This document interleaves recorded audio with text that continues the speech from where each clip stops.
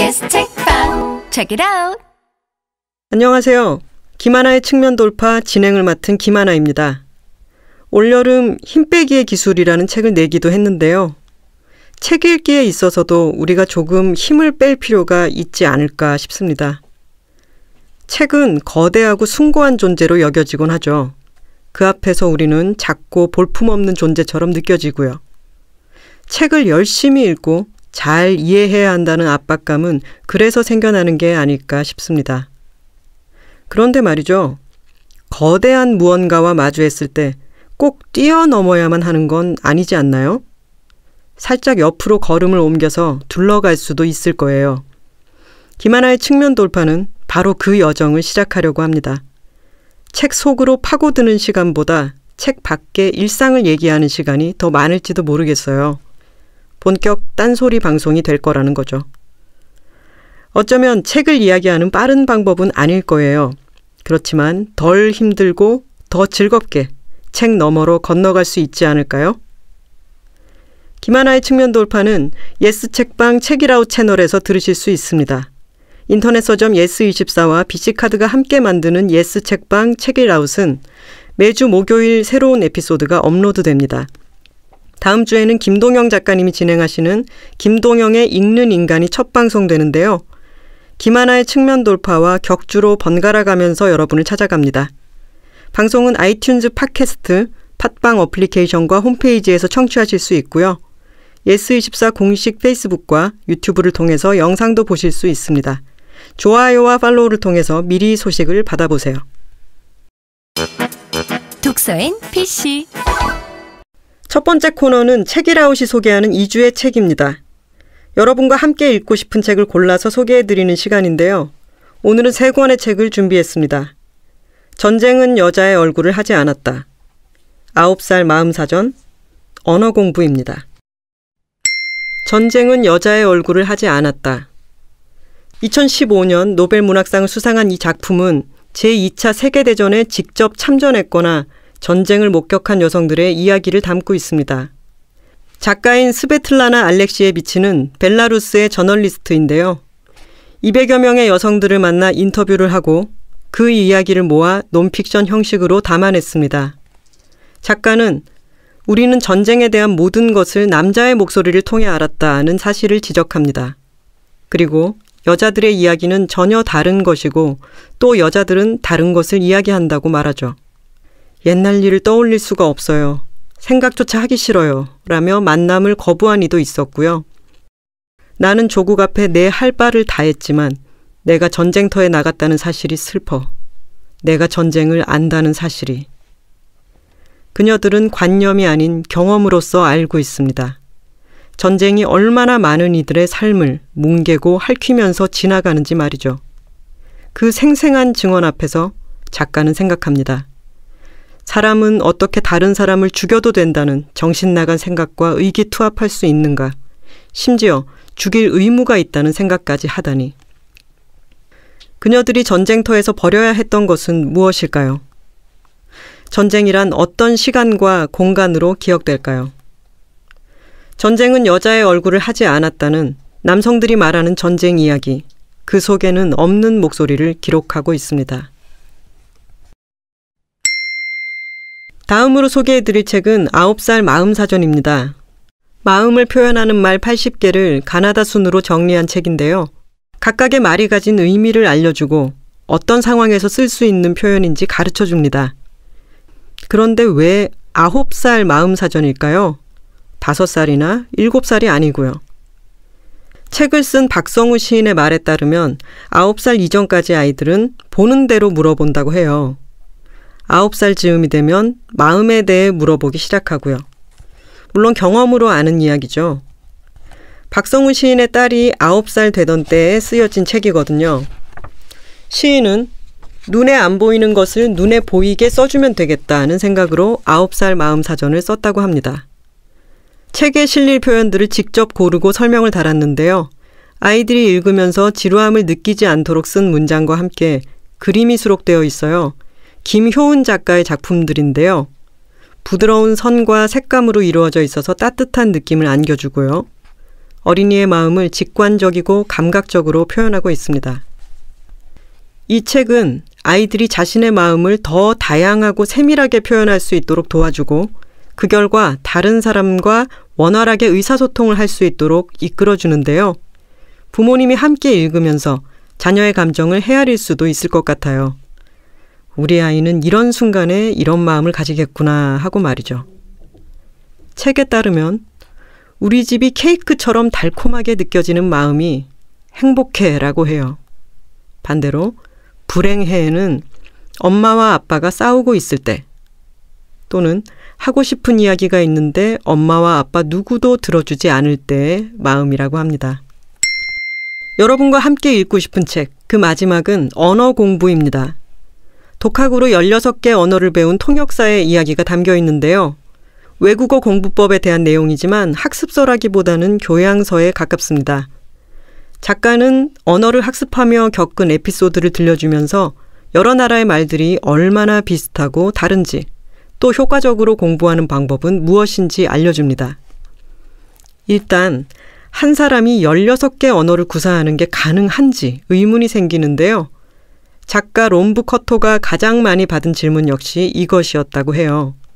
그녀는 가능하지 않다. 최소한 각 능력이 똑같지는 않다고 대답했다고 합니다.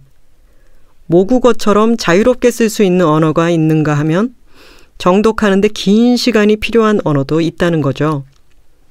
그리고 언어를 배우는 데 있어서 타고난 능력이라는 것은 존재하지 않는다고 말합니다. 언어를 성공적으로 배우는데 결정적인 역할을 하는 것은 흥미와 그를 뒷받침하는 동기, 인내심, 성실성이라고요. 롬브 커토는 2003년 94세이기로 세상을 떠났는데요. 생전에 이야기하길 공부라는 것이 버거운 짐이 되기는커녕 마르지 않는 즐거운 셈이 되어 주었다고 했습니다.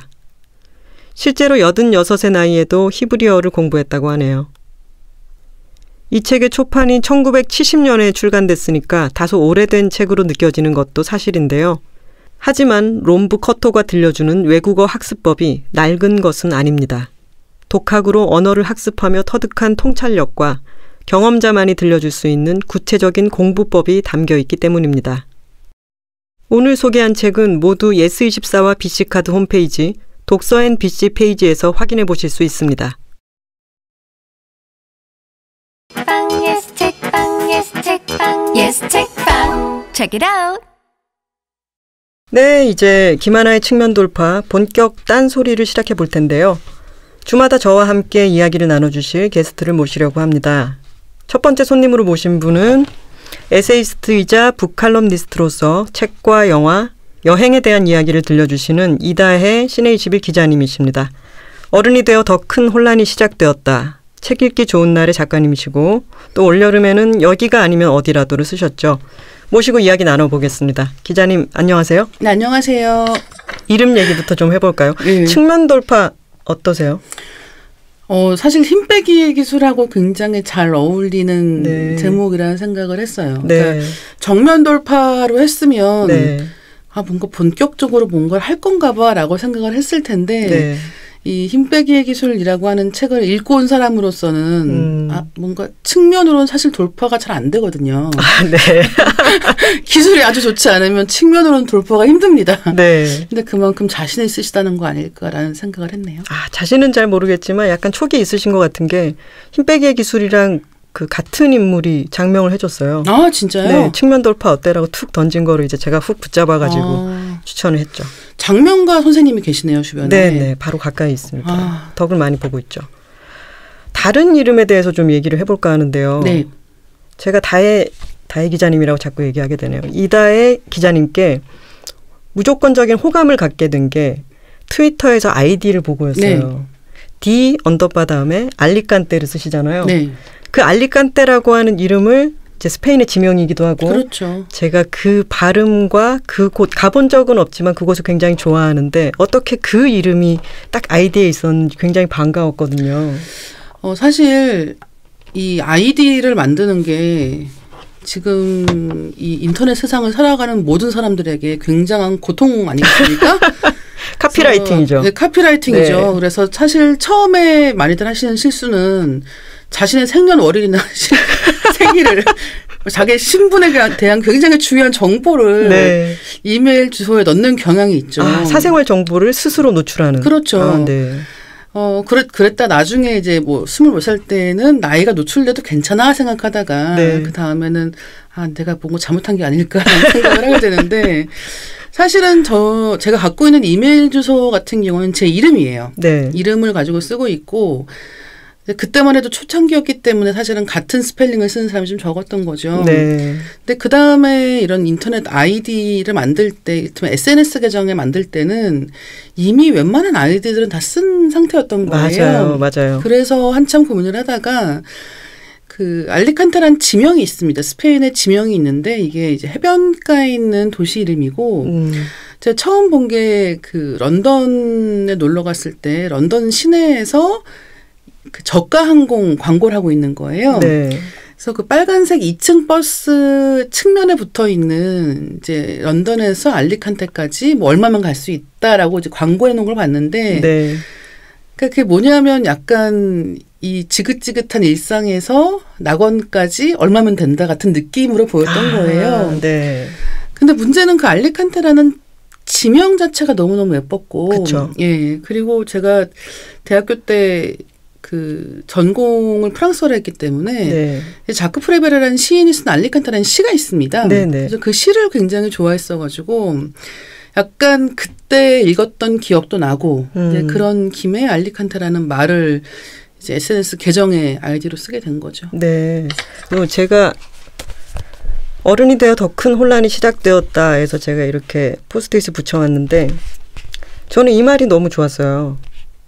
가이드와 지도에 대해서 말씀하시면서 그 가이드를 따른다라고 하는 것 자체가 그 가이드가 제시하는 것을 따르는 것이기 때문에 내가 20살 때 배웠던 몇몇 좋아 보였던 가치들이 이제는 낡게 보인다는 점이 기쁘다라고 말씀을 하셨는데 저는 이 문장이 너무 좋았어요.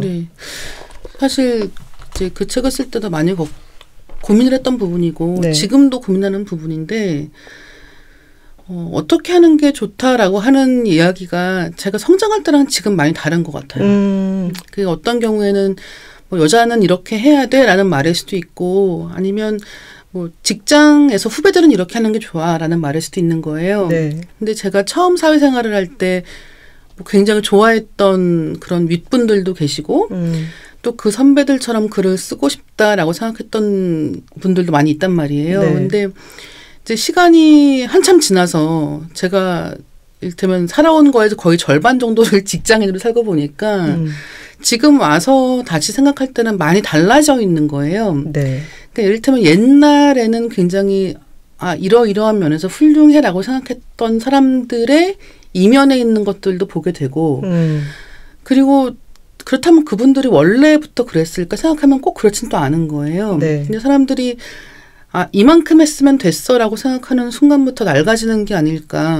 그리고 세상이 계속 변해가고 있는데 어느 순간 나는 이제 따라잡기 힘들어라고 포기하는 순간부터 어떻게 보면 그 자리에 멈추는 게 아니라 그 뒤로 점점 더 후퇴하고 있는 게 아닐까라는 생각을 많이 했고 그래서 사실 저 책을 쓸 때 많이 생각했던 거는 저 책에서 하는 이야기가 빨리 낡은 게 됐으면 좋겠다는 생각을 좀 많이 했어요. 그러면 그만큼 더 세상이 좋아졌다는 뜻이 아닐까라는 생각을 하면서 그런 말을 했던 것 같아요. 이 책의 가치가 낡은 게 되었으면 좋겠다라는 말씀에 되게 멋있다라고 생각을 하면서 저는 이 책이 참 많이 읽혔으면 좋겠더라고요. 감사합니다. 지금 굉장히 뜬금포지만 저희가 스피드 퀴즈를 마련했어요. 진짜요? 그야말로 뜬금포죠. 빠르게 대답을 해주시면 됩니다.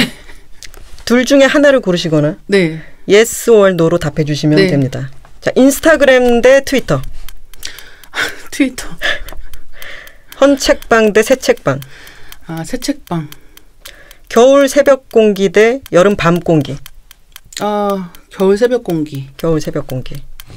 어린이 입맛이다 아니면 어른 입맛이다. 어른 입맛이다. 어른 입맛이다. 종이책 대 전자책. 종이책. 종이책. 영화 비포 선라이즈 같은 일을 기대해 봤다. Yes or no? Yes. Yes. 팟캐스트 진행자가 된다면 영화 팟캐스트 대 책 팟캐스트.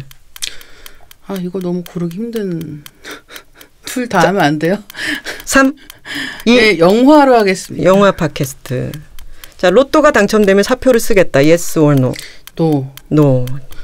이 부분이 궁금하네요. 로또요? 네. 로또가 당첨되면 회사를 더 다녀야죠. 왜요?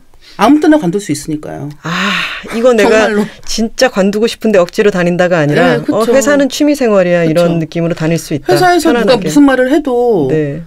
그냥 당장 관두겠다고 얘기할 수가 있잖아요. 네. 그렇기 때문에 사실 그리고 어차피 안 될 거잖아요. 그래서 로또 당첨되면이라고 돼 있잖아요. 일단 어차피 안 될 거기 거죠. 때문에 네. 저는 지금 직장 생활을 가능한 소중하게 여기는 것으로. 직장 생활이 근데 큰 스트레스나 이렇지는 않으신가 봐요. 큰 스트레스예요.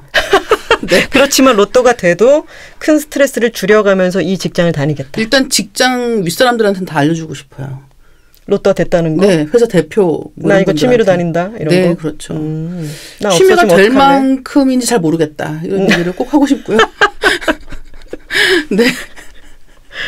좋습니다. 자, 아까 헌책방 대 새책방에서 헌책방을 더 새책방을 더 선호한다고 하셨던가요? 저는 새책방을 더 선호하고요. 네. 그건 제가 책을 쓰는 사람이기 때문이겠죠. 아, 그런가요? 네. 자, 그럼 새 책 서점 중에 지난달 24일에 네. 예스24 부산에 있는 F1964점인가요? 네. 1963인가요? 1964인가요? 24에서 강연을 하셨잖아요. 네. 거기가 이제 중고 서점을 새로 오픈을 한 그런 케이스인데 네. 여기가 일단 부지가 굉장히 넓더라고요. 네, 네, 저도 가봤어요. 네, 너무 좋죠. 네, 네. 아, 부산 원래 고향이시지 않나요? 네, 맞습니다. 네. 네. 근데 거기가 너무 저는 좋은 거예요. 네. 그래서 일단은 좋다라고 하는 건 어떤 뜻이냐면 책이 많고요. 네. 책이 많고 또 한 가지는 이제 실외 공간도 굉장히 좋아요. 아, 거기 원예를 참 잘 해놨더라고요. 네, 네. 풀, 나무 네. 이런 것들. 그러니까 뒤에 정원이 따로 있거든요. 네. 그래서 사실은 이렇게 산책하기도 굉장히 좋고 네. 앉아서 책을 읽기도 굉장히 좋고 또 그 어린이 책 쪽 코너가 굉장히 잘 돼 있고 큽니다. 네. 그래서 이제 가족 단위로 와서 이제 보시는 분들도 굉장히 많아서 네. 이제 그런 점도 굉장히 보기 좋더라고요. 네. 네, 여기가 아니면 어디라도를 보면은 어린 시절에 그 교보문고나 인천공항에 가서 있는 것을 좋아했다라고 하시면서 그게 어딘가로 향하는 문이었다고 말씀을 하셨어요. 네. 근데 이 책에 읽다 보면은 이 현재의 삶이라고 하는 게 다른 어느 곳에 있지 않다. 이곳에 있다라고 하는 얘기를 또 자주 하시는 거죠. 네. 근데 그것 사이의 삶이 아마도 있을 텐데 그렇죠. 그 어렸을 때는 떠나는 것에 대한 동경이 아주 크셨던 것 같아요. 네. 그러셨나요? 그게 어떤 뭐 영어를 쓰는 것에 대한 것도 있을 테고. 그렇죠. 일단 그게 이 여기가 아니면 어디라도라는 말 자체가 갖고 있는 좀 재미있는 포인트가 있잖아요. 네.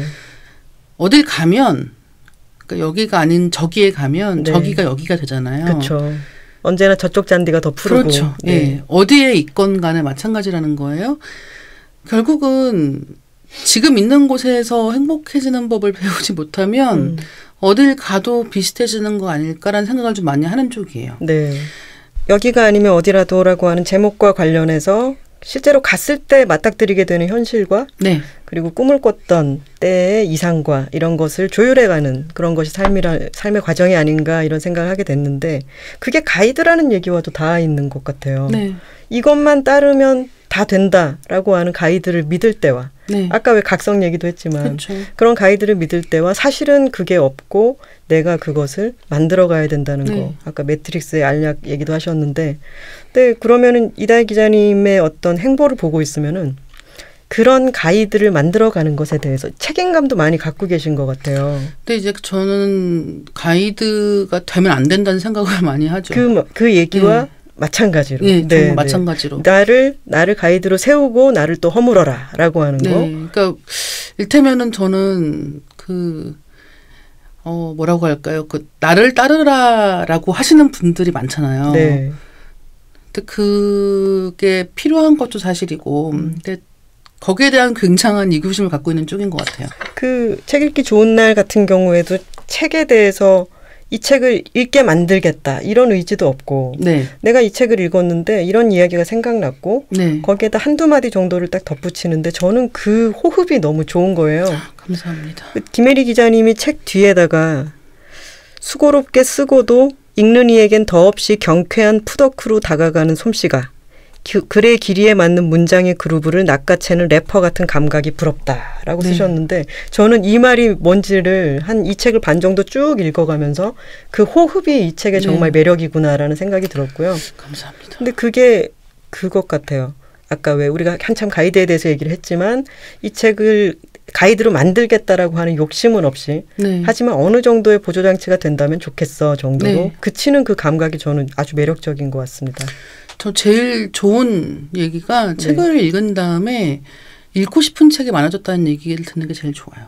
정말 그래요. 저는 이 책 읽고는 정말 읽고 싶은 책이 많아졌어요. 그러니까 예를 들면 글을 읽은 다음에 그 책에 대해서 다 알게 된 것 같아라고 하는 경우도 있거든요. 네. 근데 그러면 원래 그 책을 읽어야 되는데 결국 그 책에 대한 글만 읽고 줄거리, 다이제스트. 네. 그렇게 되게 끝나는 거예요. 근데 저는 가능하면 제가 쓴 글을 읽고 원래 그러니까 제가 그 책에 대해서 썼다면 그 책을 더 많은 분들이 읽으셨으면 좋겠다라는 생각을 좀 많이 하는 편입니다. 네. 그 책에 대해서도 그렇고 여행에 대해서도 그렇고 실제로 이 책을 읽는 사람들이 책을 더 읽고 여행을 떠나고 싶게 만드는 그런 책들이 아닌가 싶습니다. 자, 오늘 이다혜 작가님과 함께 책과 영화, 여행에 대한 이야기들을 나눠봤는데요. 제가 중간에 막 버벅대기도 하고 앞에 모니터에 얘기가 뜨니까 막 당황하기도 하고 그랬는데 지켜보니까 어떠셨나요? 예, 측면 돌파 앞으로 갈 길이 먼 것 같습니다.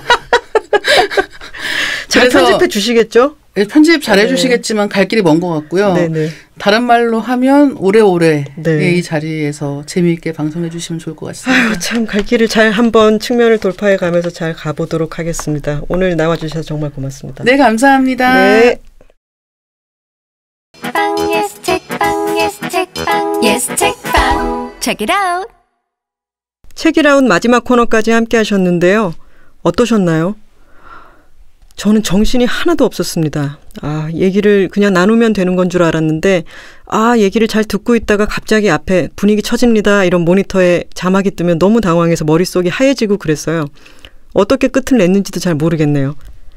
청취자 여러분은 어떻게 들으셨을지 굉장히 궁금합니다. 예스24 공식 홈페이지와 유튜브를 통해서 다양한 의견을 들려주세요. 방송을 들으며 떠오른 생각들, 함께 읽고 싶은 책, 아쉬웠던 부분들까지 어떤 이야기든 좋습니다. 글을 남겨주신 분들 가운데 5분께는 힘 빼기의 기술 사인본을 보내드릴게요. 예스 책방 책이라웃은 아이튠즈 팟캐스트, 팟빵 홈페이지와 어플리케이션에서 들으실 수 있고요. 매주 목요일 김하나의 측면 돌파와 김동영의 읽는 인간이 격주로 방송됩니다. 많은 관심과 참여 제발 부탁드립니다. 책방, yes, 책방, yes, 책방, yes, 책방. Check it out.